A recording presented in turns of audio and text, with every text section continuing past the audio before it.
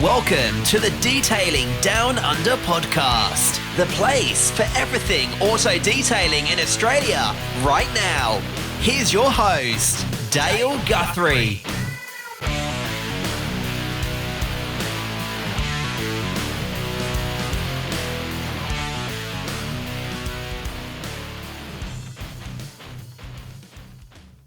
G'day and welcome to the Detailing Down Under podcast. I'm your host, Dale Guthrie.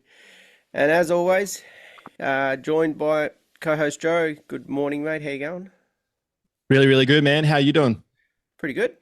Good. It's good. Beautiful weather up here. It's actually freezing cold, 13 degrees in the morning, ice cold.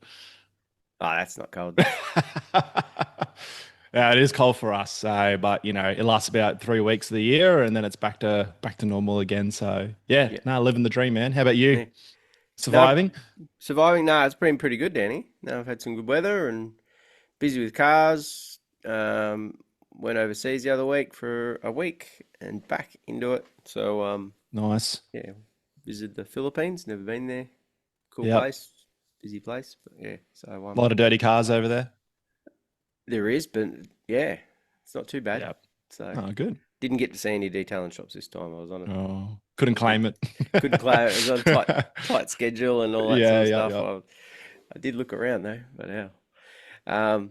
So yeah, well this one, we always try and mix it up, bring value to everyone in all sorts of ways. So yeah, this was probably your idea, Joe, in regards to running the insurance game within our Yes. industry. So yeah, Yeah. So we have a special guest. His name's Tyrone Gil, and he's the owner of Rivers Insurance here in Innisfail, where I live. And so, full transparency, I use him for all my insurances for my business, even for my home and stuff like that. But I was telling you about it, Dale, of just like how many times we've thought we've had cover for something. And then when the rubber met the road, it was like, okay, that actually isn't covered. I did not know that. That's happened to me once or twice in the past. And whenever it does happen, it usually hurts a lot. So I just thought, and we thought together, wouldn't it be a great idea to get someone on here that can talk insurance, but for car detailers, speak our yeah, language, because it is really important, especially when your business grows. You start out as a side hustle. You don't get insurance because you're just doing it for friends and family. It's just on weekends. And then time passes, and before you know it, you're nearly full time. And you're like, gee, I better get some kind of cover. And it's like, where do you start? Do you go to your bank and they always offer insurance? Or do you go to a broker? Who do you trust? Do they really understand what I'm doing? And whenever I've dealt with insurance people, I always like to make sure I am covered, I always like give them scenarios. I say, so I'm driving the car and then I reverse and I hit a wall. But this car only has, like third party insurance here in Queensland. Does my insurance cover that? Because I want that clarity. And so we've got Tyrone on today, and he's going to really help explain to us what to expect with insurances, what is actually covered under different types of premiums. Obviously, he can't tell us everything because it all varies between premium to premium and also where you're located and all those variables. So I guess people can call him directly or talk to their own broker to find out more information. But before I say any more, Tyrone, welcome to the podcast. Hey Dale, hey Joe. Thanks for having me this morning. Just before we get started, the information I'm providing today is just going to be general advice. Any information you take in, please talk to your broker or insurance professional. Yeah. Got to say that spiel. yeah. Absolutely. Yeah. Don't come chasing him. Yeah. So, mate, just give us a real quick background about yourself, who you are, just so people know, the context to who you are and how you got into insurance. Yeah, no worries. So with myself, I left school, basically went into the banking background, found myself looking for something a bit more where I could be, helping more people, and found that the insurance industry had that in the broking world where we help people make placements, and also at claims time, we're also there for them. It's we treat people very well as clients, and they're not just a number to us. We like to get to know them and ensure that we've always got them covered. Cool. Awesome. And so let's just jump straight into it, right? Let's just not like dibby-dabby around this. So, um, do you have, well, can you say this? I don't know if you can. Obviously, I'm a customer of yours, but have you ever worked with other car detailers? Yeah, we Yeah, cool. worked with motor trades in general, Motor trade, yeah. but for car detailers, um, there's lots of little pitfalls that you can fall into around cover. For example, like you said earlier, if you're working from home or you've got a business address that you're doing more commercial tenancy, basically working from home, you have to let your home insurer know it's Yeah. a business. Home insurance is made for owner occupier. Some of them may not look to assist in the relation to you running a business, because even though you're car detailing, the vehicles that you have, they're carrying fuel, and more vehicles you have on your premises could look to be a fired hazard. Yeah. And you've got people coming up and collecting their cars. So depending on how many cars you keep at your premises, could mean that you could have up to 5 people turn up, which is more than what you'd probably have on a normal day as a residential household. Yeah. So they're the things that, first of all, we look at to make sure that, hey, does your house insurer look to protect that? Or does the house insurer understand you've got a business policy as well? And can the two of them talk to each other? Yep. So you happy to use my situation as an example? Yep. I'm happy for you to do it. Just to give context. So, and I know Dale, you might be similar, mate. So us guys who work from home, but we have like a shed, just we're not literally working in the garage of the home. Not sure if that makes a difference, but we're working in a shed that's separate to the actual home itself. We got our home insured, through Allianz or something like that. And, shout out to them. Not a sponsor, should be, but not. No, Not but, yet. yeah, not yet. Come on. And then we also got public liability and all those things I need. And then I don't think it was straight away, but it was recognized a little bit after that. Hey, they're not going to cover your shed. Um, and then maybe it could actually void our home insurance because I am working on my land, but it's in my shed, even though I got business insurance. There was a bit of a hole there, and I would not have known if you guys didn't like ring me and be like, hey, we've discovered this. Do you want us to look into it for you? Because it was, as far as I know, it wasn't like it was a bit unknown. It was a bit of a gray area. And so I'm just like, okay, I don't want any gray areas with my home being insured in my business. So I'll pay whatever I need to pay to make sure everything's covered or even overlapping. So this could probably be a common thing for people out there in the same boat. So do you want to explain that about that situation? Yeah, definitely. So some insurance companies will look at it if the shed is touching the house. Mm-hmm. That can be basically a standard no, depending on what you're basically doing there and what vehicles you have. Most of the time, it will be a no cover situation, just given the type of vehicles that you're probably doing. Whereas your shed's further away from the house. Yeah. So using Google Maps, you could kind of isolate the fact that that shed is away, and the traffic coming into the shed is away from the home. There's lots of different aspects to talk about around that situation now. But Yeah. if you're using your standard garage, that'd be a standard no. Yep. So like a two-car garage, just a normal, Yeah, suburban kind of house, that'd be like, no, yeah, not attached covered. attached to your house, that'd be a no. Whereas if you've got a Mm. standalone building, that's what made your situation a little bit more unique. The fact that you had a standalone garage, it was more to talk to the insurance company about. So what did we have to do to ensure that I have business cover and also full home cover and that shed damage to that shed was covered?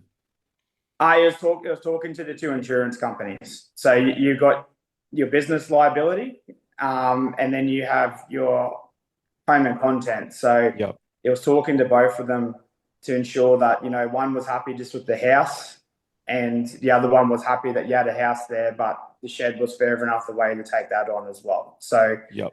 if you were to have a liability claim, because it's away from the home, it's a lot easier to understand that that was in course of the running of your business. Mm. Whereas someone coming to visit you, they're there to go visit you at your home, so they're less likely going to that back shed, other than to have a few, I guess. But they're not there for commercial reasons. Yeah. And just so people know, my shed is like 3 meters away from my home. So it's not like it's 20 meters like on the other side of the property. Like it's close to be like, come on, guys. Like seriously, like it's, you should be covered. But the fact is that it's not, it's just slightly to the side. You could Google map my address if you really want to see for yourself. But it's enough to cause an issue, right? Yes. Yes. Yeah. Because your home is a domestic dwelling, and Mm. basically, again, like with the vehicles that you guys are working on, I know you're not mechanics, you're car detailers, but they still carry fuel. You're probably working on some very nice cars, which become attracted to people that might want to take them off your hands. So there's another target that you guys may wear, Yep. especially doing them quite regularly. Yeah. Yeah. Those Land Cruisers there. Yeah. Yeah. High commodity. Were you in a similar position, mate, with yours? I'm probably the opposite. So everything's Yep. under the one roof. My garage is Um, attached. So okay, cool. yeah, Yeah.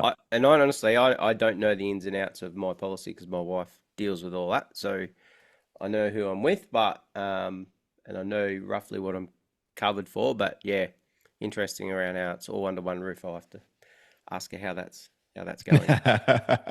Yeah. Yep. Just tell her Joe wants to know. Yeah, Awesome. Yeah, so that's just really important to factor in, hey. And even the contents, that's a good thing to know as well, right? Because you got your home contents, but also your business contents. Is that true? Yes. Yes. So again, it's looking down the definitions. Like you got business contents that you actually use for business, and some household policies have some restrictions around what they actually cover in relation to Mm. business and domestic. Because you polish your own car, Yeah. that people can have that gear and do their own cars, whereas you're doing it making an income, so therefore it makes it a business use tool, and it's completely separate to housing contents cover. Okay. All right. So if I'm going to move on to another question. If I am a mobile car detailer, so I got my own car, I'm driving around, I provide my own gear, and I'm driving to people's homes, detailing their cars. And I'm actually moving their car. So I'm moving their car out of their carport onto the driveway and not necessarily driving it on the road, but definitely driving on private property. What level of protection should I get? What type of protection should I ensure I have, knowing that I could damage this car, I could potentially reverse into someone, maybe someone could drive into it if I'm washing it near a wash bay or whatever. So yeah. Yeah, good point. Basically, just honing in on the actual customer's car. There's a cover called motor composite. So what that is you take that out. So if you had an accident in the car while driving it, a motor composite cover would protect you like it's you driving your own car, for example. Yep. Because your client's paying you for a service, you're driving around in their car for your business. So that would mean that if you had an accident, you could put a claim in and basically get their car fixed. So is it kind of like a comprehensive car insurance for any car you drive? Yeah, yeah, Yeah. and you just got to check the limits on that. So some of them, might start at 50,000. Some of them might start at 100,000. Like if you're driving a, hotted up Land Cruiser or a Porsche, you're looking at a higher value. But it also depends where you're driving it. Like if you're just on a private property and you clipped a letterbox, like obviously it's not going to be a write-off.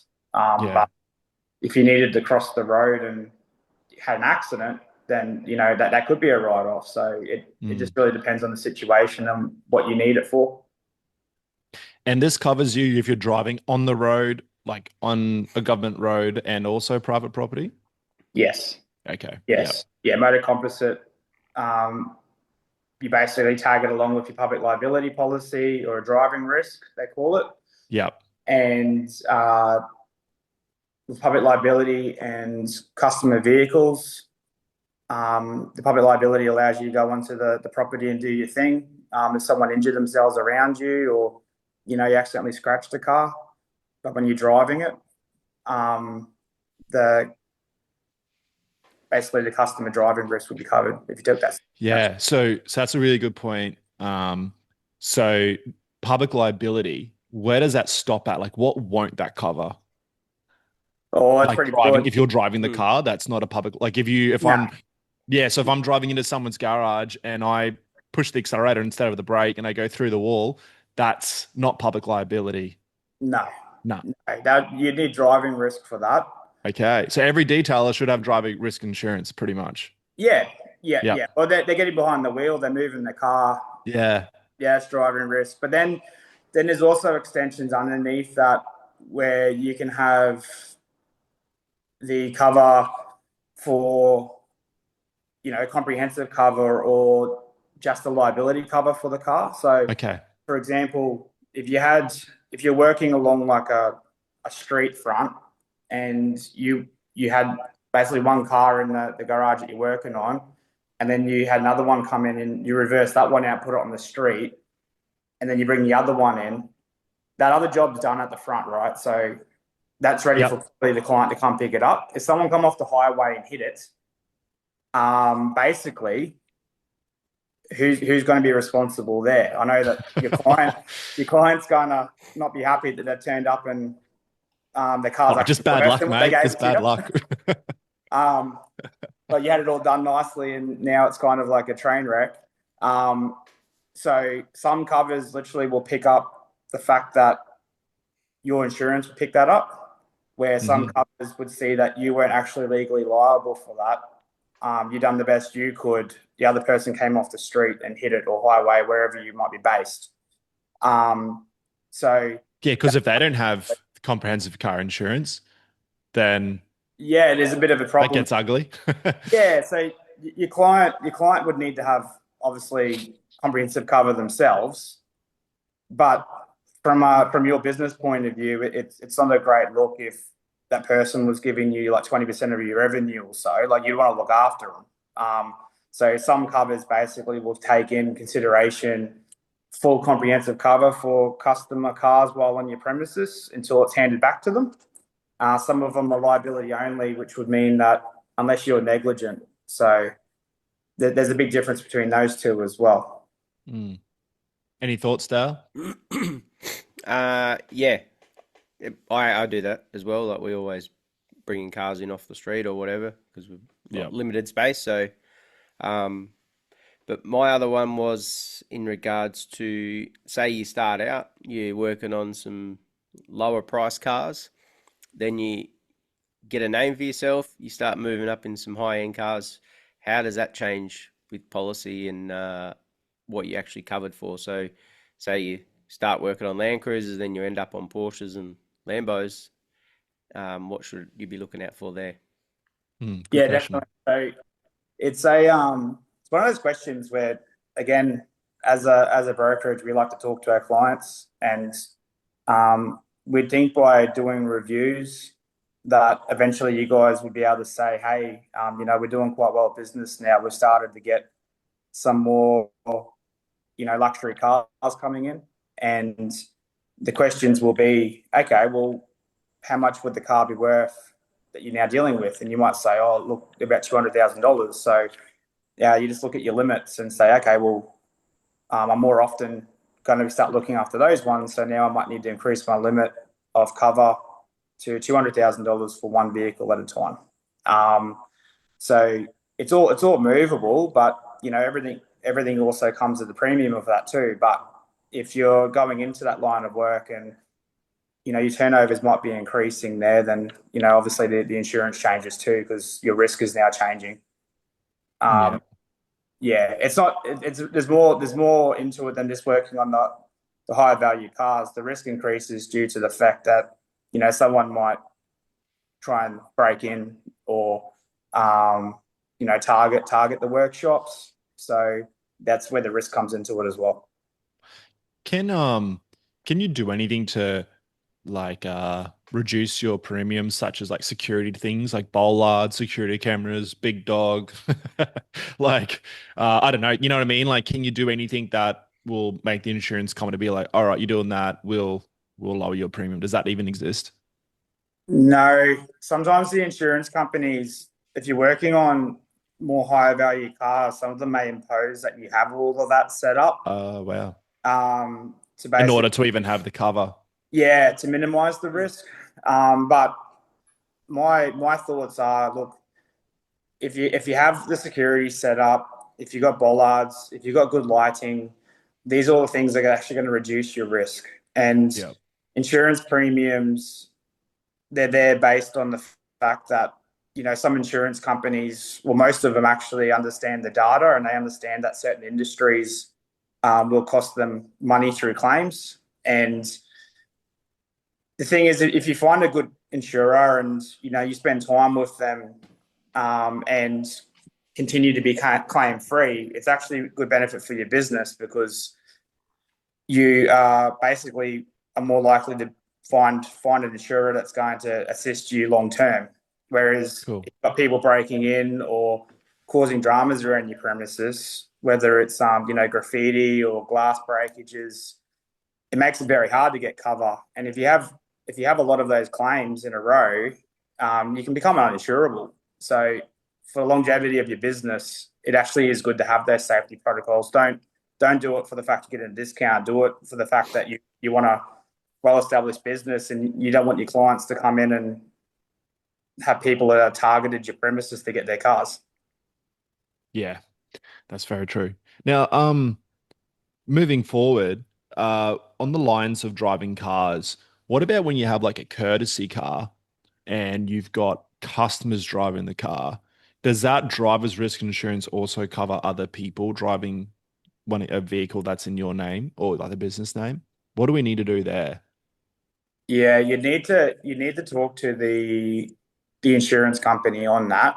Yeah, Um, like courtesy car is obviously a nice thing to help you guys get business. Um, people still need to get to A to B, and that's yeah, one of the things that they think about. It's just talking to the insurance company. If you got a motor trades policy and you've got a car that you have there that you let people use, it's quite common. They may just need to see like a hire agreement done up where it's yeah. just no hire and reward sort of system happening. It's more just the fact that you guys are doing it for good client service. Yeah, you're not making money. Like they're not paying to use it. It is technically free. Yeah. Yeah, yeah, but it's just making sure the insurance accepts it. Like we always say, it's offering acceptance. If you provide a good duty of disclosure, you're going to know where you stand in the event of a claim. Right. So just never assume. Never assume. Assuming That's costs money. yeah, yeah, a lot of money too sometimes. Because I've had that in the past when we had our previous business, we had, four MG3 courtesy cars where we got, we started with one and we got up to four, and someone wrote one off, got cleaned up at a T intersection, and she was at fault, and she also damaged two other cars in the process. And wrote our little bumblebee off. That was a sad day. And yeah, that was an interesting text message when I got that. But all to say, it was all covered, but you still lose out. Hey, like you still don't get all that money back. Like you got to get like like you would know. Yeah, you have the cover. It's better than not having cover. Like so much better, Yeah. obviously. Because also, I think one of the people that she did hit, they tried to. There was like someone was taking someone to court, and they actually came to me and at the shop, and I'm just like, whoa, boys, what's going on here? Like, this. And but the great thing, and I think you can probably elaborate on this, is once you go through insurance, it's not on you personally or the business anymore. Like the insurance company has taken over the situation. Is that correct? Or maybe just in some policies, not all. No, the insurance company looks at it, and not continuously going back to the broker, but that's something that we control as well. Yeah.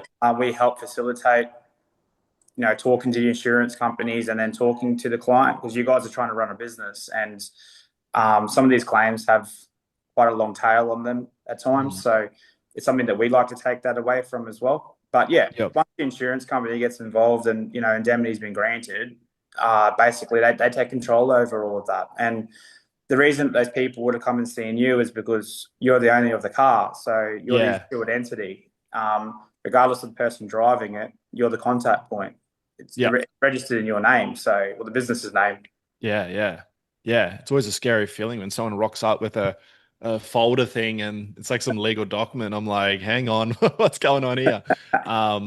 Yeah.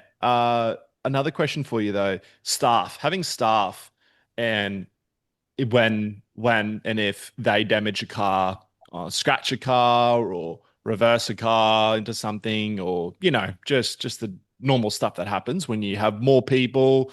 Like I always put it this way, it's like when you got more people working for your business, you got more cars coming in, there's a higher probability that something's going to go wrong. It's only human nature, right? Like Yeah. I'm sure there's stats, you guys have got stats about it, I'm sure there's information. So is there any extra cover we need or different cover we need to have when we have staff in a detailing Yeah. business? So I guess in Queensland, like, you got workers' compensation that you take out for your staff. Yeah. And then your public liability, if someone was, I don't know, had something in their pocket and they leaned up against the car and it just scratched it, that's a public liability claim. That's an accident. Yeah. That's what occurs there.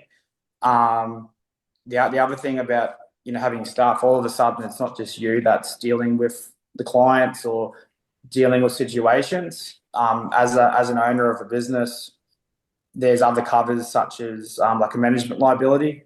So if the staff member got injured while working for you, and it was something that was outside of workers' compensation, and they feel like, hey, look, the actual place wasn't that safe, this should never have happened.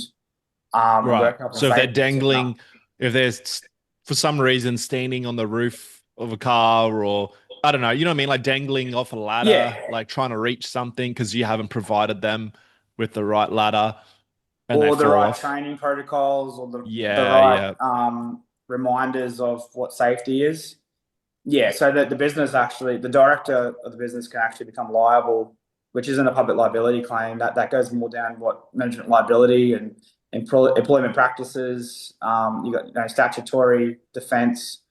There's lots of different things inside of that we always talk to our clients about. They're things outside of your control, especially if you've got many employees where you're not even on premises. Sometimes you might delegate another person to be the supervisor. Yep. They're just things outside of your control as you grow. But public liability isn't just the only cover you would need there to protect your business. It would be a management liability cover.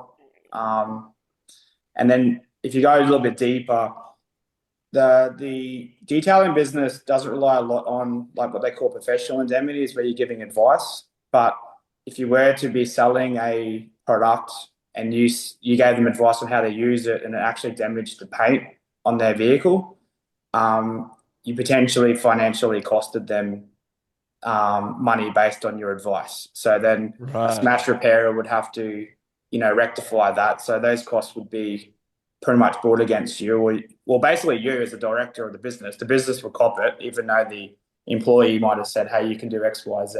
So, So just say I'm selling them some tools to clean their car, like brushes or something to yeah, clean their wheels, and they're using it. And I didn't know that they had, the worst wheels ever, and they scratched their wheels with the brush, even though I told them how to use it, but maybe I didn't know how they were going to use. You know what I mean? Like they could have been extra rough or just did it wrong. They could literally blame me and maybe like say, "Hey, you never advised me properly, or what you said didn't work. You ruined my wheels. I'm going to make you pay." They can they can do that. Like they can try to do that at least. Is that they right? can try to do that. Yeah, and depending on the situation, if you didn't have cover for it, you'd have to handle it outside of, an insurance company getting in there to provide defence. The biggest one's probably getting someone to apply a product on their vehicle Right. and it just burns the paint Right. away Okay. on the bonnet, or Yeah. yeah, and that's something that they definitely would probably come at you for. Yeah. Okay. Um, yeah, and which leads into another thing.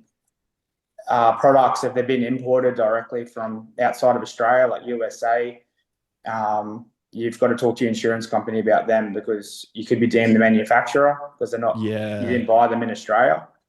Yeah. So it's just another thing just to be aware of, that your insurance company understands. Number one, you're a detail. Number two, you actually are selling products, and the products you actually have, you're not directly importing them from outside the country.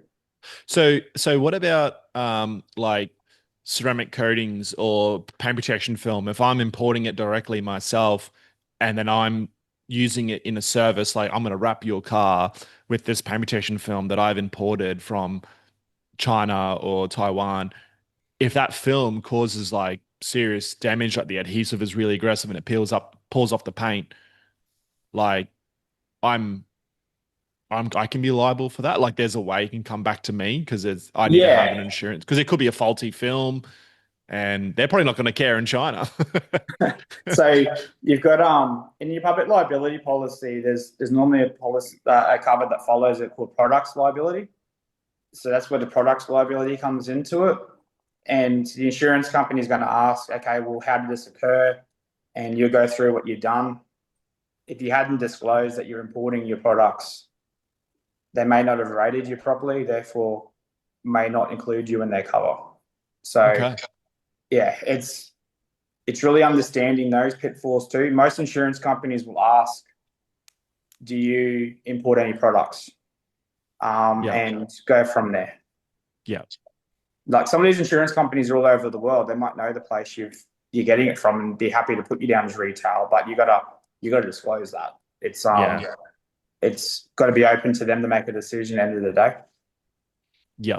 I know I had to have that cover when I was running auto fiber, like selling microfiber towers and stuff like that. But I wasn't even aware of it until I just mentioned it to my last broker back on the coast, and he was like, "Oh, so we better get this for you then." And I'm like, "Oh, okay, yeah, you do." Yeah, So, definitely, yeah. What do you definitely. reckon, Dale? Yeah, no, that was a good one. I think that might wake a few people up, definitely. And I think being honest as well about what you're doing within your business too, not trying to hide everything. It's probably best to be upfront, exactly telling your insurance exactly what you're doing and dealing with. So that's where another one might come off. I've heard this story. Um, so we're detailing cars. People want their wheels coated, so we will unbolt them and remove them, put them back Oh, on, yes. torque them back up to spec, and then let them go. What's covered in regards to around removing wheels on a vehicle? Is it Or is like it snorkels. is it a And thing? just Yeah, removing cars in general. Yeah, I guess wheels are probably the most safety related one, but yeah, guys pulling front bars off cars. So when you're wrapping cars, you can, some people go full into like pulling them apart to get the best cover, and sometimes like snorkels, bull bars, lights, all that kind of stuff. But wheels, let's hone in on that one. Yeah, that's actually a really good point. Yeah, look, that one there, as simple as would be to talk to the insurance company to ensure that they're aware that um, you're pulling wheels off vehicles, because there's obviously a big issue there. Like if you didn't put the nuts on properly and the wheel comes off as they're driving down the street, you're not only just damaging the car, you're actually hurting people. Yeah. So someone could get severely injured over that. So how would your business fare up in that situation? Again, with this kind of insurance, there is like specified products out there that's under a motor trade policy. Motor trades basically look after mechanics, smash repairers, anyone that basically deals with cars. So if you're talking to a specified motor trade policy insurer, as they probably understand what you guys are doing more so than just a standard insurer that you're just trying to get some public liability from. Yep. Because, there's details out there, and then there's like details, kind of what you guys are doing. Like if someone is just got to There's vacuum and car polish things washes. on cars. Yeah. Yeah, Yeah. yeah. Mhm. Whereas what you guys are doing potentially is another level. So you've got to make sure those insurance companies that do that understand that. And then if anything happens, at least you know you can sleep easy. Yeah. I got a better one. The interior guys love removing seats, unbolting seats. How does same thing? Shout out to interior guys. Yeah. So they're unbolting like driver's passenger seats, removing the seats out, doing the carpets. Shampooing it. Yeah. Yeah. Bolting them back in. I've heard stories like you got to redo the bolts all the time, or yeah. Yeah, Is that? right. Yeah. Yeah, that's definitely the same thing. Yep. It kind of goes into another cover called faulty workmanship as well, because if you're not there's a fine line between what public liability is and then faulty workmanship. Like if a bolt basically went back in and it Broke. become broke or Yeah. stripped, that could be an element of faulty workmanship rather than public liability. So you know there's an element there that may need to be reviewed. Yeah. So, we need to talk to our broker or insurance company. Like, if we got a broker, we just talk to the broker, right? Like, you do the talking to the insurance Yeah, company.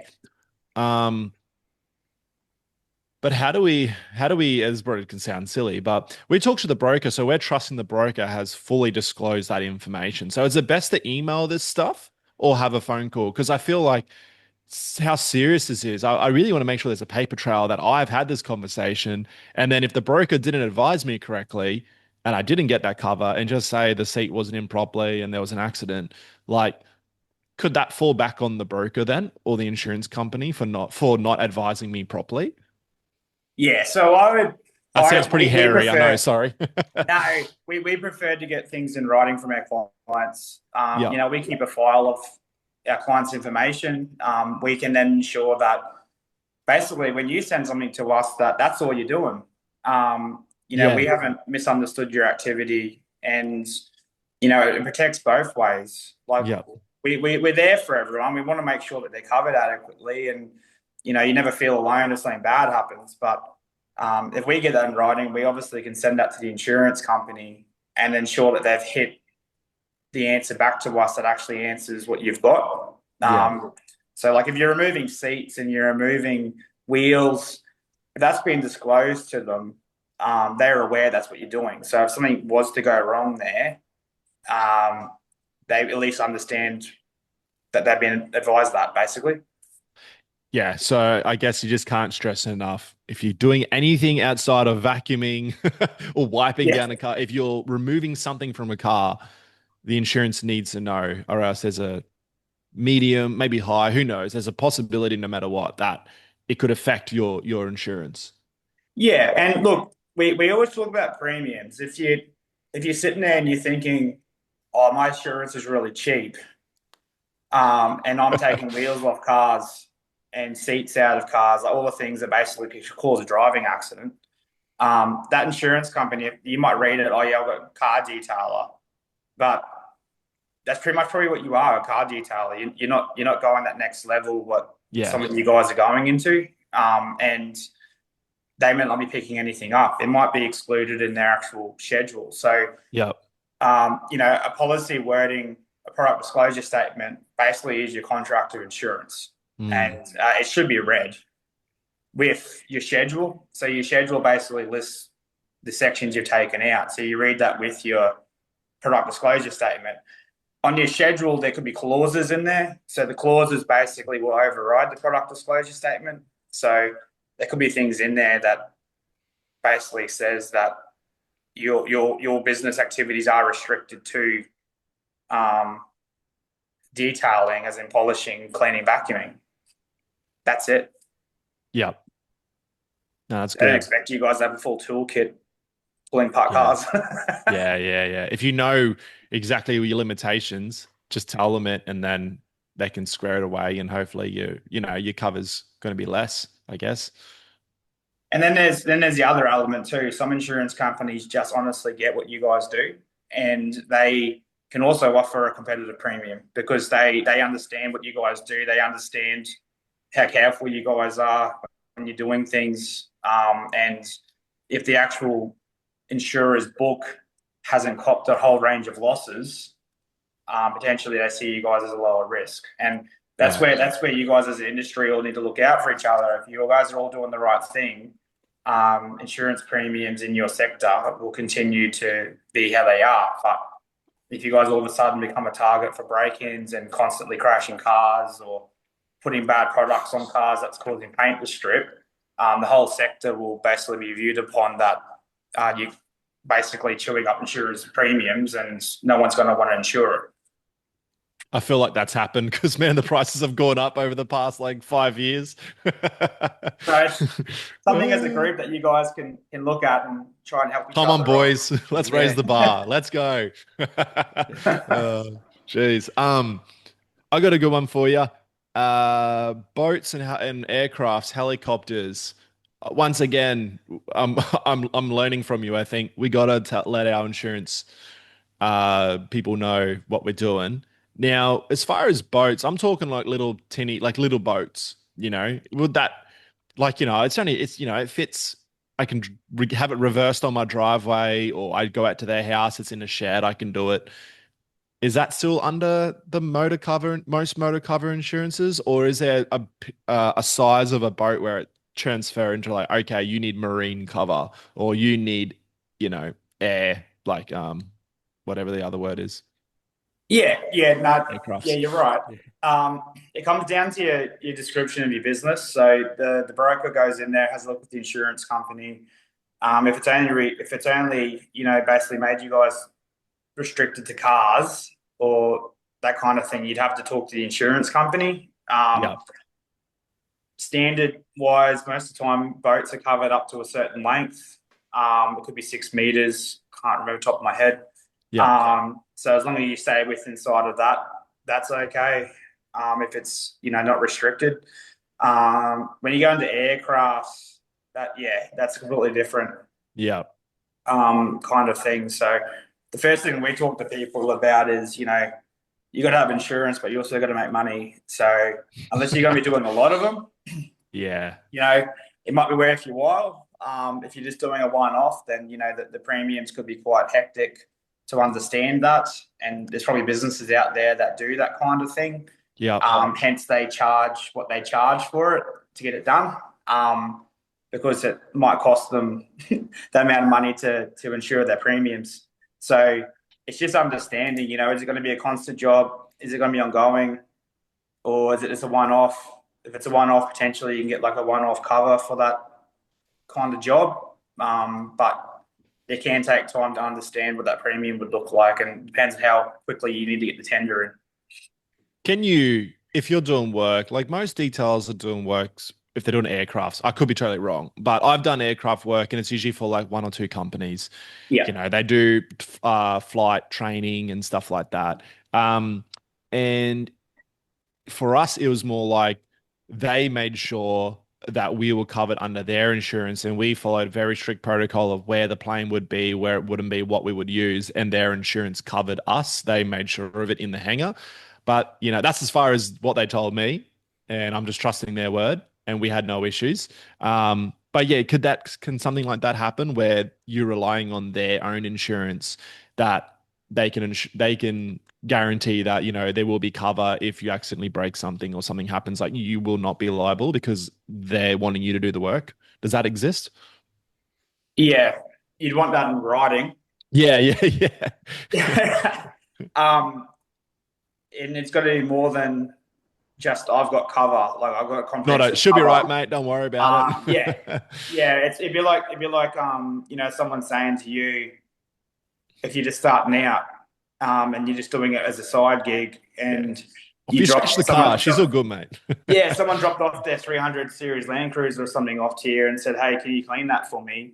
Don't worry, I've got cover if something happens because they've got comprehensive car cover." That's not going to cover them. If they damage something there, the insurance company is going to want to come after them for causing damage to that vehicle. Yeah. So it's the same as with the plane, like they might have cover for the plane, but are they actually granting cover to you, as in noting your entity onto their business insurance Yep. to ensure that the insurance company cannot come after you should there be anything that occurred after you touched the aircraft.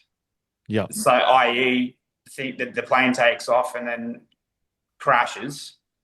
Every person that was involved in doing any work on that before that plane took off potentially could be brought in to a dispute. Yeah. Okay. I've heard Yep. that before. Yeah, in regards to that. So We got another one for you. And then Dale, I'm sure you got one or two there. Well, if I'm working on a car that I don't want to be liable for because it's just a hunk of junk or it's just very tedious or something like that, what's the safest way to go about this? Especially like with a customer or yeah, does that make sense? Like there's some cars where you're like, I'll do Yeah. it, but if anything goes wrong, I'm not liable because there's 50 shades of grey, like it's had 20 resprays. You know, the interior is super fragile, like some classic cars. You look at it and it breaks, you know, the aircon vents on an old classic. You just some of them you can't even touch them because they're not meant to be touched anymore because they're like 80 years old. So what's the best way to go about that? Oh, look, I think honesty is the best policy there. You basically talk to your client and explain to them that, you know, what you guys do potentially could damage the car more. Yep. If paint's fading or there's some issues there, obviously some of the products would cause more damage. So I guess this is taking them down that line. Um, if you're aware that you could cause damage or something, your insurance company is not going to protect you because you're Yeah. aware that that could have happened. So you can't turn around and say, I want to put a claim in for that now because technically you kind of knew that. You guys are experienced in your field. You guys are professionals in your field. You've asked me to come on here today to talk about insurance because that's what I do.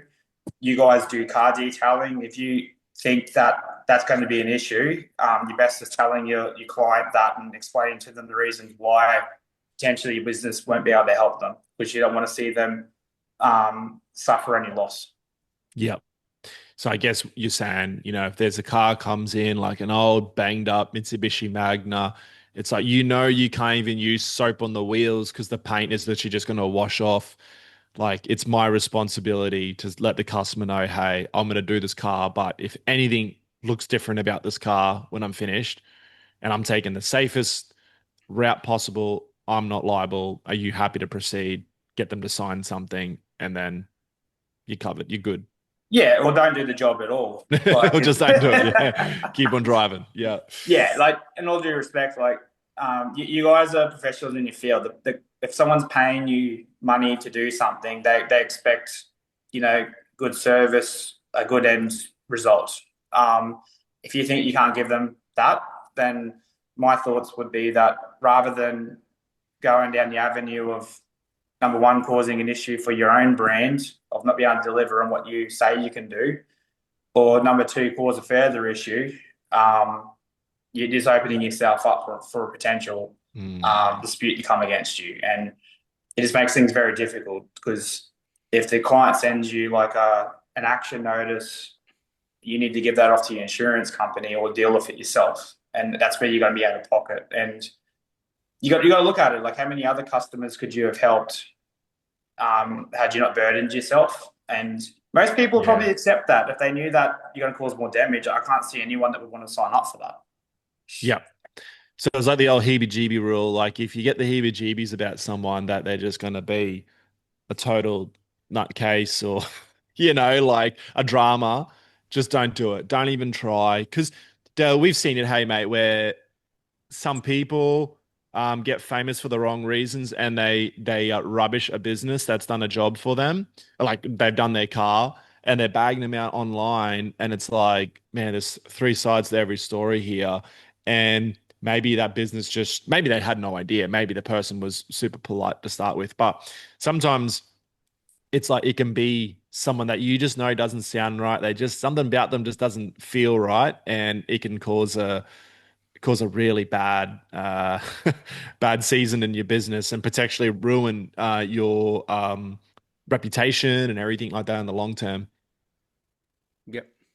Yeah, it's been a couple of them instances, probably in the last few months, really. Yeah.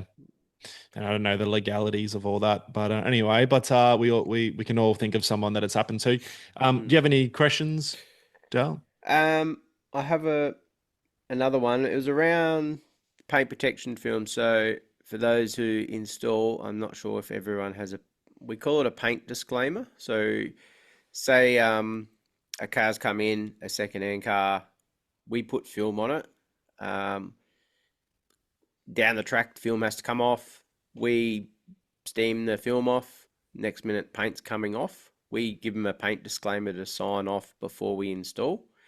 Is that going to hold up in anywhere, informing like insurance wise, to say that, hey, the customer was aware of this? We've put the film on. We didn't paint the car. We don't know how it's been prepped. So, with a paint disclaimer, are we still covered? I suppose it's sort of been written and discussed and signed off on. Does that still hold up with an Yeah, insurance so company? if the insurance company knows that you're doing this kind of thing, there would be an element there that they'd understand that paint potentially could come off as line of the business, and that'd be actually a really good risk mitigation. Like you've informed the person that potentially this could happen. They've signed a piece of paper. It's very clear. It won't stop them if they're upset bringing in a action against you. Like they Yeah. can still say that, they'll go get the panel beater to put a quote in, and they might send you a letter saying, "Behold, you're responsible." All we would do is get that information off you, basically saying, "Hey, look, this is what's signed. This is what their client's saying has happened," and how we go from here. Your insurance company would look all of that, and that'd help them defend the claim. Which is interesting because I would have thought you just got to get a lawyer, like to do that. But just Mm. to hear that you can actually, like, you're not actually making a claim, but you can actually call upon your insurance company to kind Defend. of help defend you. Like, well, yeah, it's within your right that to not do this because the customer's actually agreed to you doing the job and it was done and they were aware of what was going to happen. So your And we've complaint. had we've had claims like that, and the Mm. insurance company's done a great job in defending what's occurred there. So, um, yeah, as long as you have your paperwork in line, you've got good risk mitigation in place.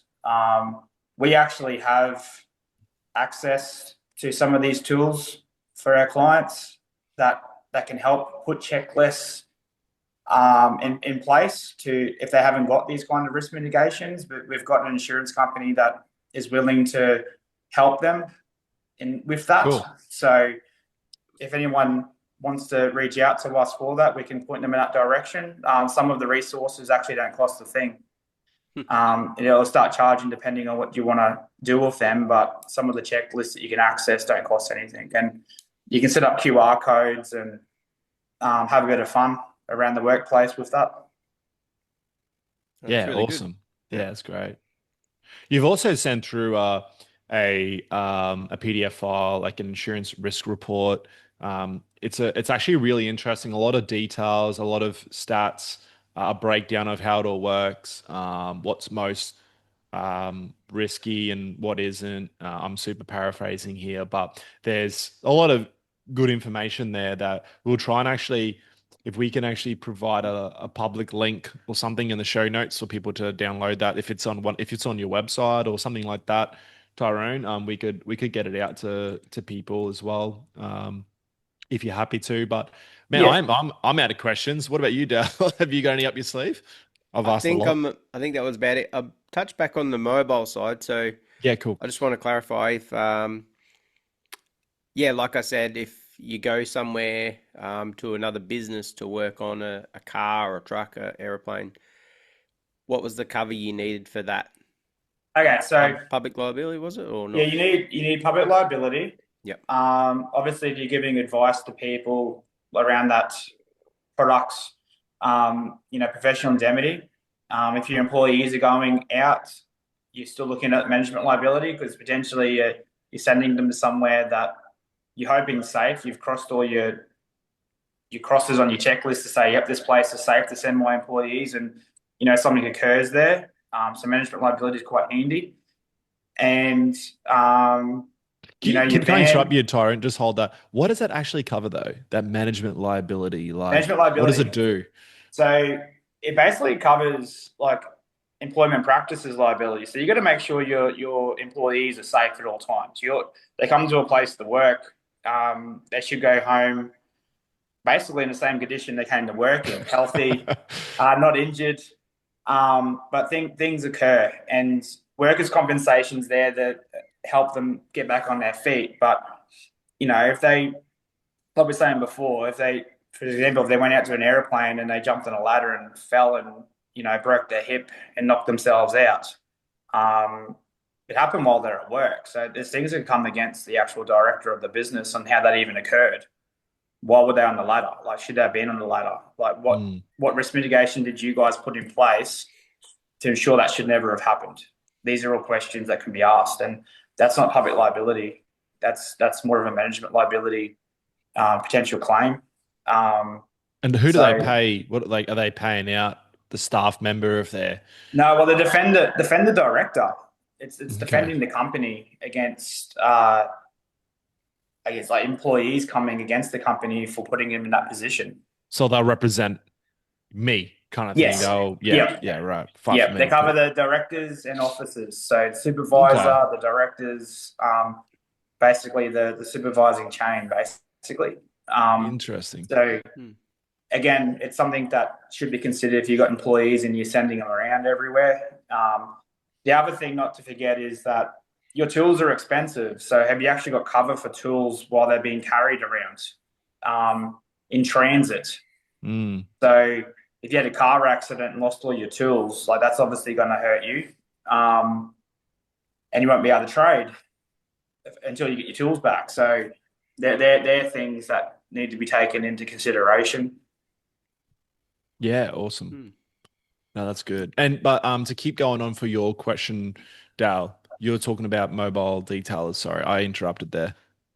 Yeah, anyone that is working outside of their normal premises. So, say if I went somewhere like the hangar or to someone else's to work on a truck or something, like how am I covered?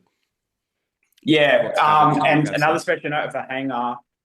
Sorry to going into like lots of depth here. You got to make sure that your motor vehicle actually can drive near the planes. So some insurance companies won't cover you while going on the tarmac. Oh yeah, sure, Oh sure. yeah, no. Yeah, or like And around. you get shot down by the Air Force or something. No, they just won't. That's obviously because you're driving near Quick way to planes. get on It's quick going to way to cost get a on bit. TV. Um, Sorry.